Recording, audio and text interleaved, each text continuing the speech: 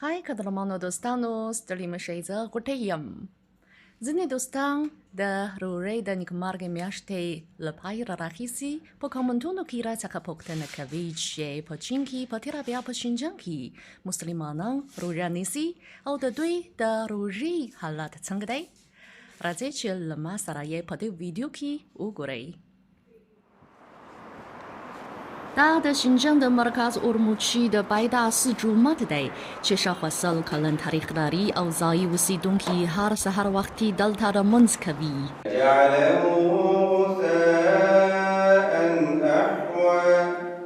سمع الله لمن حمده الله اکبر. د اورموچي په ډېر مشهور نړیوال لوی بازار کې خټۍ د روژې په میاشت کې هم په عادي توګه د مشتریانو پر مخ خراسي وي او خلک پکې توکي اخلي.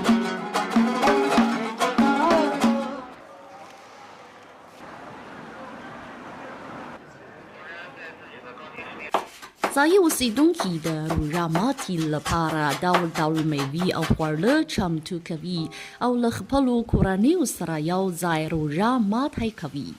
په شينجيانګ کې د بیجینګ پر وخت د شپې څه باندې 10 بجې روژه ماتی کیږي.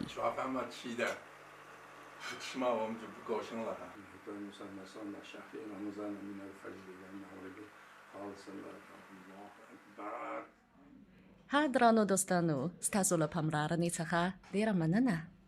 روژه مو مبارک شه.